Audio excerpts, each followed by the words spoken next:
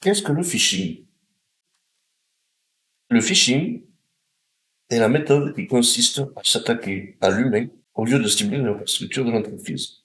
En effet, l'une des méthodes les plus simples pour avoir un shell et d'avoir accès à un réseau est de faire en sorte qu'un utilisateur exécute un payload que nous aurons généré.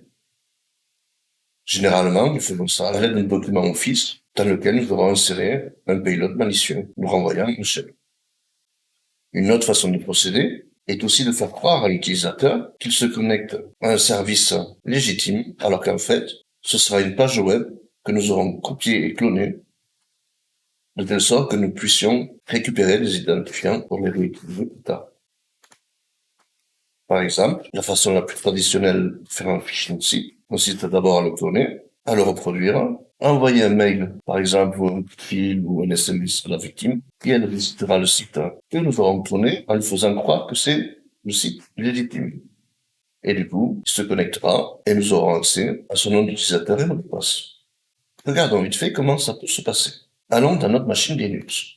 Je vais vous présenter un outil qui s'appelle DNS Twist. Je valide, voyons si je fichier d'aide, exactement. Donc nous voyons qu'il faut juste rentrer un domaine. Donc, par exemple, pour un site plutôt connu, facebook.com, et regardons ce qu'il va nous trouver. La commande vient de se terminer, et montons au tout début. Et nous voyons que cette commande nous permet de trouver des sites qui se font passer Facebook. Par exemple, là, dans ce cas, il va ajouter une lettre dans le nom du domaine. C'est l'attaque par addition, ou la méthode par addition. Et nous voyons qu'il y a de vrais serveurs qui tournent avec ces adresses-là. Ce sont probablement des sites de phishing, soit pour tester les employés d'une entreprise, soit des faits malicieux. Une autre façon de procéder, c'est le bisquatting. Vous changez une lettre dans le domaine.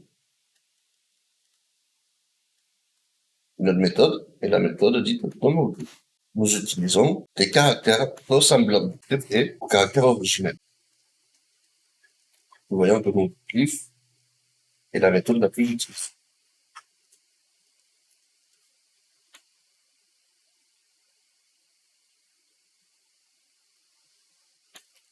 Ensuite, vous avez la méthode par inflation, en rajoutant un tiret. La méthode par insertion, évidemment, on rajoute une lettre dans le nom du domaine, ou, inversement, dans le mot pivot. Vous pouvez répéter la même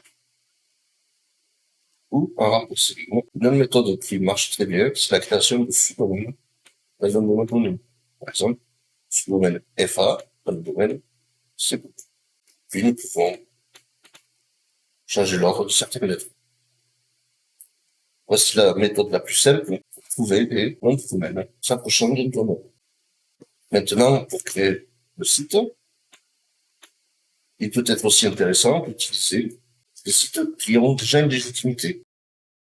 C'est-à-dire d'acheter des sites qui n'ont pas été renouvelés, mais qui ont une certaine légitimité. Il faut savoir que les défenses d'entreprise vérifient aussi la réputation d'un site et peuvent le bloquer s'il est considéré malicieux. Faisons notre exemple avec la page web DNS Twister. Je reprends Facebook, par exemple.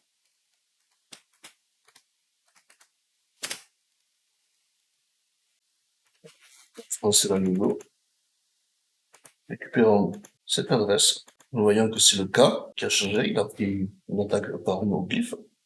Et allons, par exemple, sur la page web Symantec avec l'option site prévu.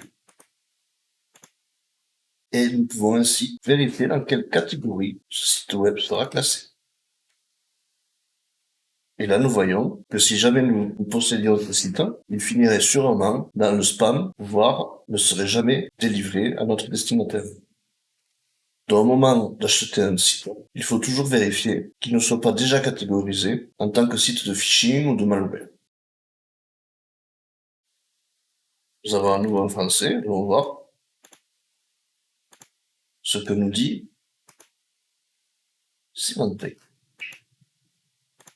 Et à nouveau, celui-ci catégorisé comme suspicieux. Autre point important, lorsque vous achèterez votre domaine, essayez de le faire bien en avance afin de lui donner une certaine légitimité. Faites-le vivre un peu, envoyez 2-3 emails inoffensifs. Pensez donc à mettre en place le serveur mail le plus tôt possible.